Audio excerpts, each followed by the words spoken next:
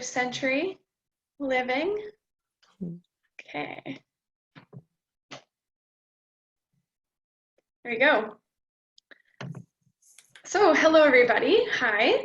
My name is Jen Herring. I am a Master of Planning student here at the University of Calgary.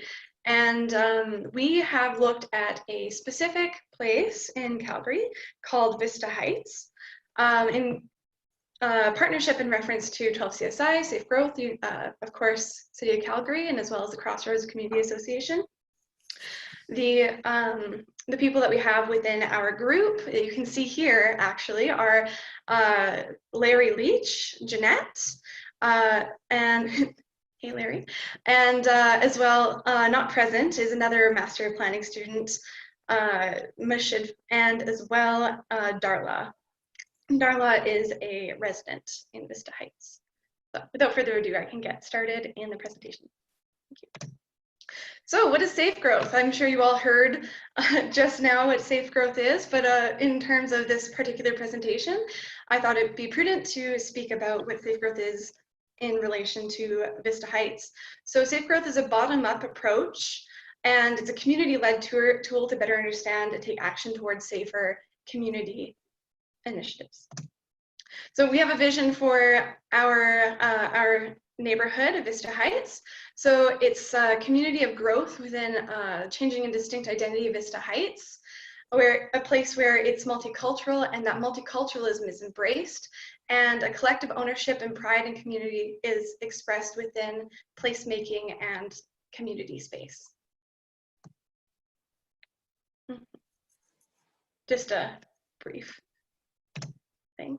So we have a methodology of how we conducted our research. We had 3 site visits. We had 15 interviews with residents. We looked at 5 academic papers, 3 Safegrowth articles, and 1 problem-oriented policing article. And I have already told you all who's on our team. As well, we also did conduct some references to the Facebook group Vista Heights Guardian, because they willingly bring forward all of their own information about their neighborhood in a way that if we weren't able to be there at certain days, we would still get similar information and really helpful and useful information. So in this presentation, we have a couple terms that we're going to be using. So if you're not a planner, let me just decode this for you. So tactical urbanism. Tactical urbanism is a way of going ground up from the bottom, using community members' basis of knowledge and action to better a space. That can be done through art, that can be done through gardening. It is something that is very ground up, community oriented. Next is youth. So with youth, that is younger people under the age of 18. Food security means access to food. Community hub is a hub that is maybe brick and mortar, but perhaps isn't, but it is a central location where people meet. Social cohesion is where the social aspects of a space and between people are cohesive and positive. And the to, for, with, by method is the method for which we help and create methods of betterment of communities, to communities, for communities, with communities, and by communities. So according to Safegrowth, what makes a great neighborhood is that they're walkable. The diverse land uses in the area contribute. So that could be commercial facilities like pharmacies, barbershops, hair salons, grocery stores, and a diverse range of ages, incomes, and ethnicities that are able to interact with each other. So here's Vista Heights. You can see finally that where the location of Vista Heights is. It's in the northeast central area of Calgary. And I can get on to the site characteristics. So below here, we have our site. It is a larger site than typical than we had anticipated, but I'll get to that in a second. So generally, the entire neighborhood is segregated by 4 major highways.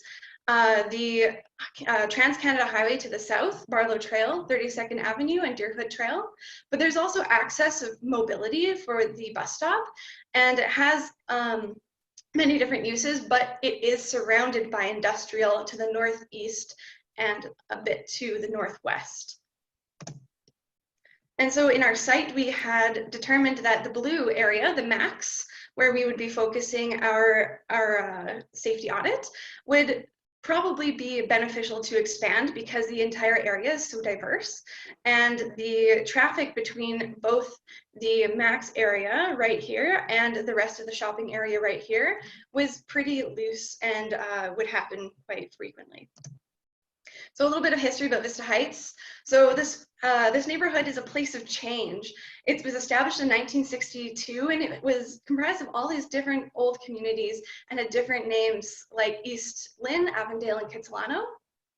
So it's originally farmland, but it has always been something that, or a place that would overlook the downtown and would be changing with its demographics.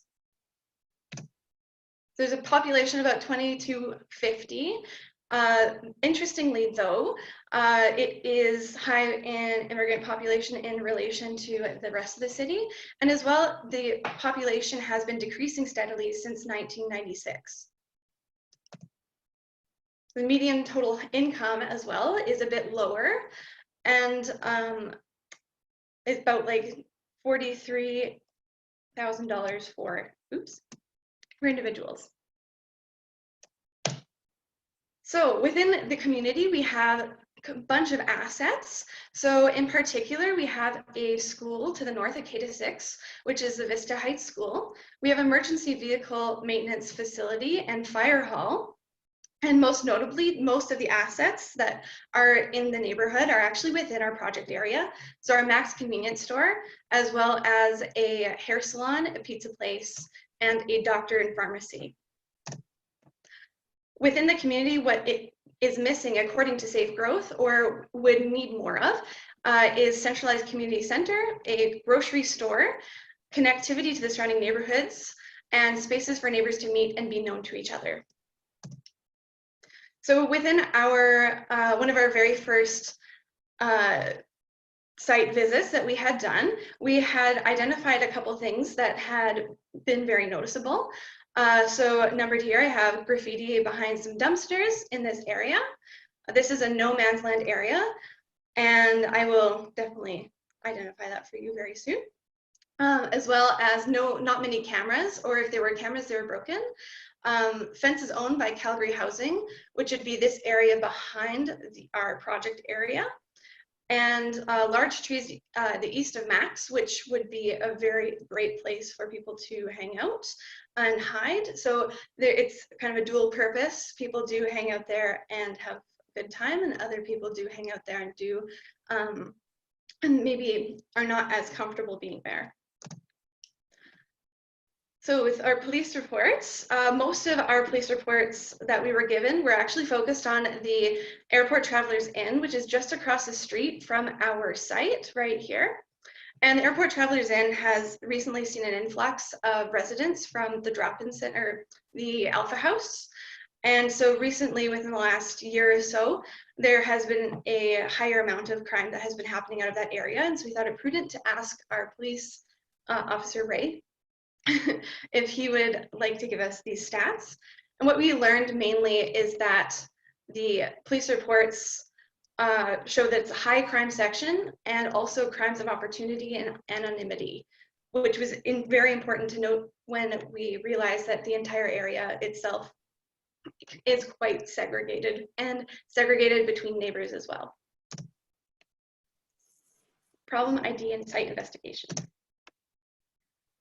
So within this area, you can now see that we have some pictures to show you finally.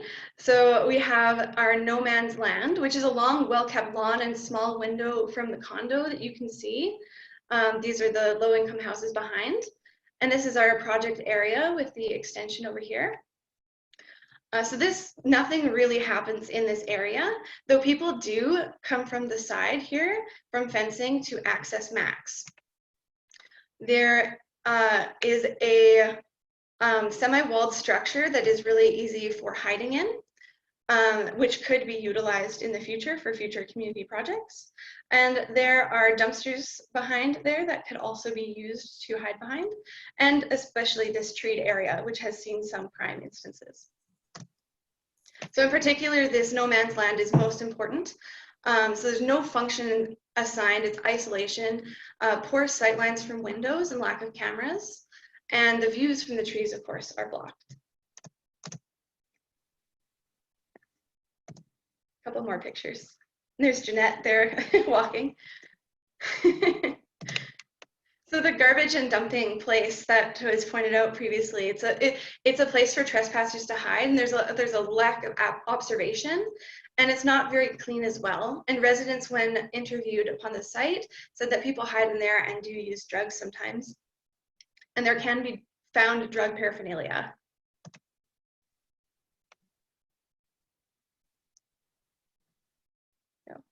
In addition, there were a lot of broken fencing that was in the area.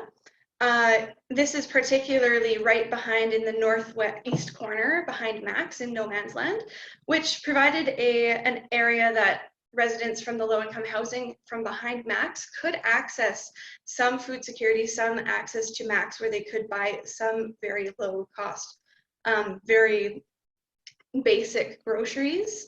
And so it serves a very good purpose, and clearly people do take care of it in terms of putting down boards so it doesn't get muddy. However, it does allow for anyone to come in and out, especially at night when there are lots of people around.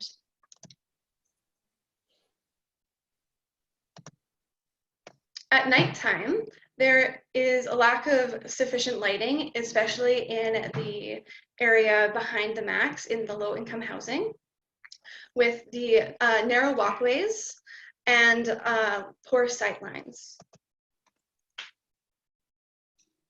So you can see that here is no man's land. It's partially shadowed and it has low sodium lighting.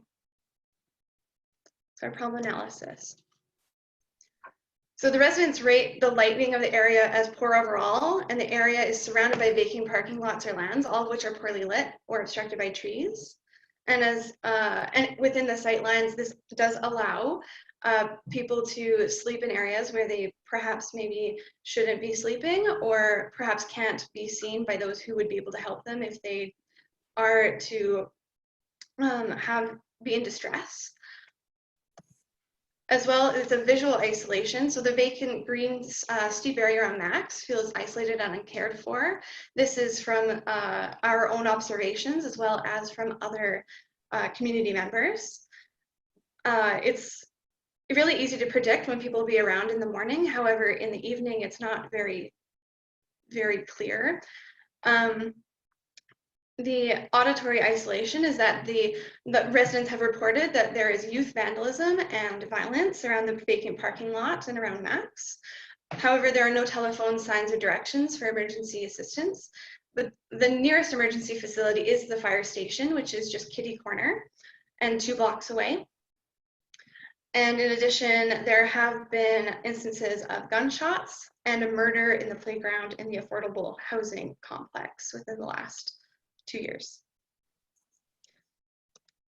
So of course, people are moving through the fence line, which makes it very predictable to see people's movements, but we're not very sure exactly where they may be going.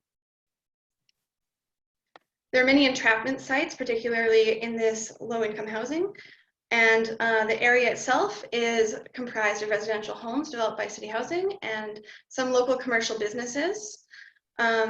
And east of the site, there are built fences with barbed wire fencing overlooking into the western area here to keep people out of the low-income housing.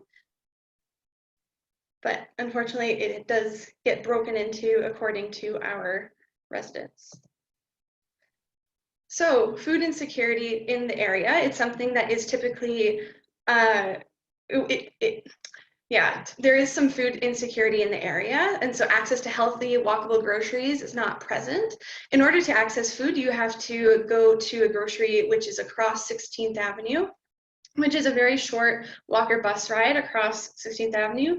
However, that is not necessarily very accessible for all people. And something we started to realize is that Max is already a hub for this, that the disconnection that we're seeing between neighbors and between location and between community is because there is a lack of food insecurity. There's drug-related crime and assaults and violence. And in particular, the disorderly youth. We got information from problem-oriented policing. So the youth crime in the area may be to a lack of gathering places and resulting in social division. And we realized that many neighbors actually don't know each other. We got many differing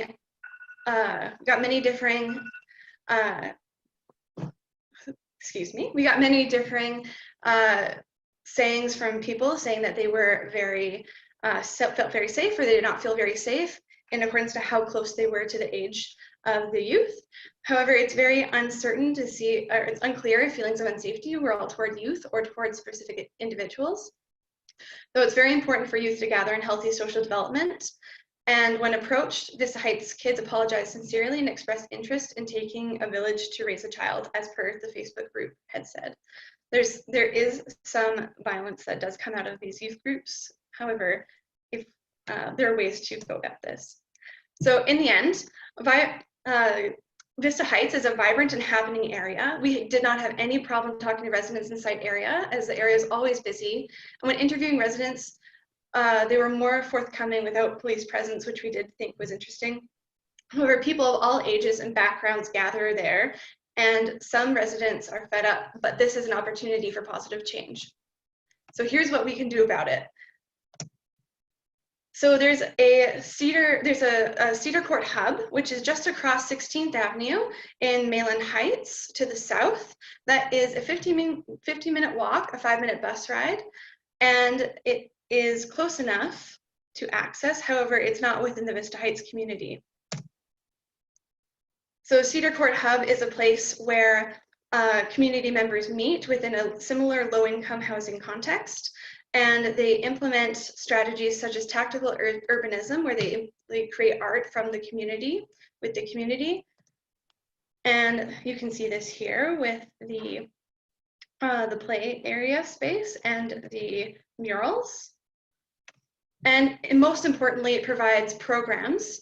It creates ownership with the community. It's a place of fun, and it implements a social worker within the area that gets to know everybody within the community, so that people can be identified and can be connected with each other to create that sense of community and to close that gap. So next steps. So we suggest that we put a community hub, a pop-up art station or program station behind Max in the no man's land. It's a hub-like tendency in the area already, and we may as well turn it around for good. And we can include those who may need more services, particularly those who live across the street currently and are accessing the hotel. So this can be gardening, it's ground up, and it can also provide better lighting and better programming in which we can stagger programming to allow youth to congregate peacefully. Our second solution is grocery access. So we suggest that we implement pop-up grocery stores into the secondary area to the west to better serve community. These grocery stores, these grocery access are local, fresh, and affordable, and they have access to international foods, so that all community members can access food that is familiar and can also share in knowledge of their own background. It's a short-term solution, but we would love to have a long-term brick and mortar space that would allow for the community area to work together to create more of a sense of identity and cultural hub. Thank you for visiting Vista Heights, and thank you for listening to this presentation. I hope that you learned a lot, and I can't wait to hear your questions.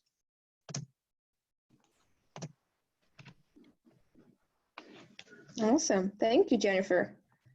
It's great. It's so great to see that. I mean, we have to be aware that livability is more than just safety, right? I mean, you actually address the issues of food desert, sort of, or at least limited access to fresh food, as well as social desert. So it's quite interesting. Jennifer, I would just ask you to stop sharing the screen if you could, please. Yes. Thank you. Cool. So before we take any questions, if anyone has any questions, please do ask. But I would just like to welcome anyone who joined us during the presentation, as well as some of our team members. So we had Ellie from Hase. I think she joined us during the presentation. Hi, Ellie. Great to have you here. Then we also have Pamela from New Jersey. Welcome, Pamela. I hope she's still here. If you are, please wave, Pamela. Hi, I'm here. Hi, Pamela. Yeah, so Pamela is a community organizer from New Jersey. And then we also have John, a planner from Victoria. So hi, John. Thank you for joining us. Okay, so we will have time for a couple of hi, John, for a couple of very short questions before we go to the next presentation. So if anyone would like to ask, feel free to unmute yourself and ask, and also turn your screen on, please, if you're asking a question, so that we can see you.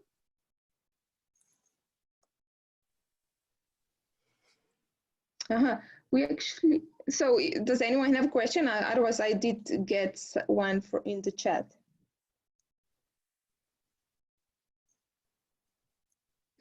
Okay, Anne, are you asking a question? If so, you need to unmute yourself. No, okay, excellent.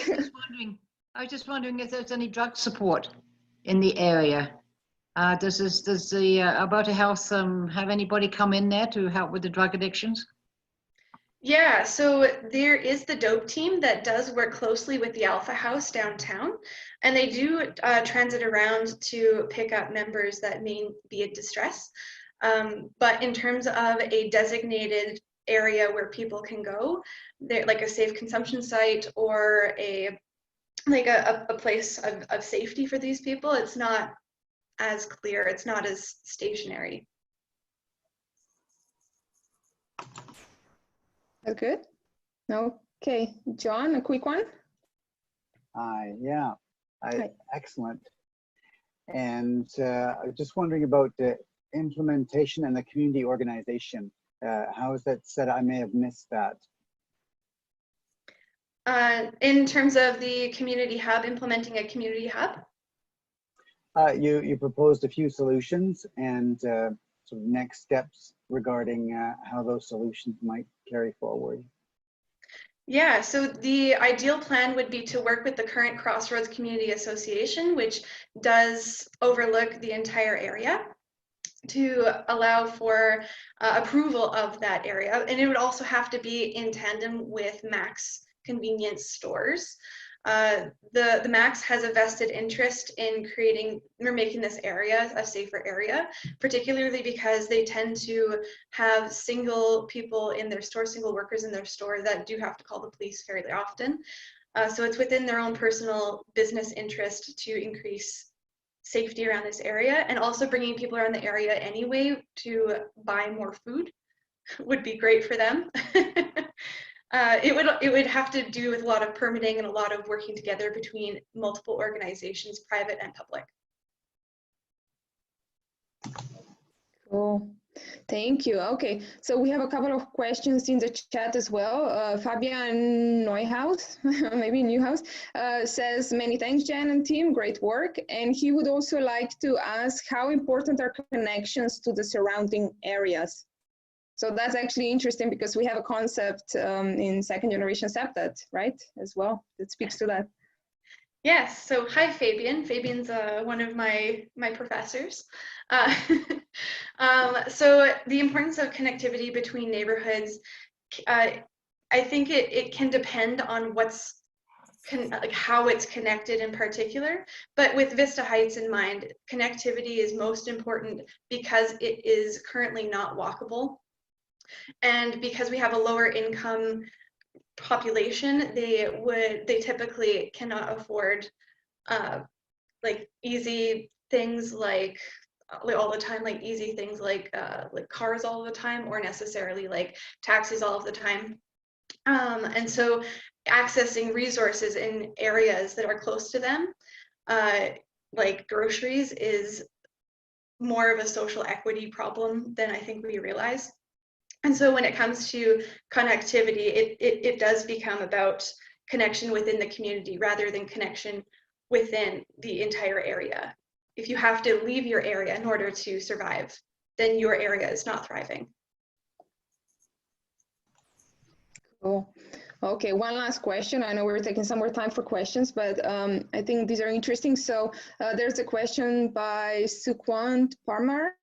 How will you get the funding for these changes? Will City of Calgary help you with that? Yeah, that's a fantastic question. Thank you, Sukwant. The funding itself would be done initially through community grants. There is a particular community grant within Calgary that awards you $5,000 for pop-up neighborhood projects like this. So ideally, it would start up as a pop-up hub, and eventually, hopefully, it would turn into something more permanent as community members participated and felt more at ease and felt more connection and ownership over this space. Excellent, cool. Okay, any final comments? Otherwise, I will hand over to Anna to introduce our second team.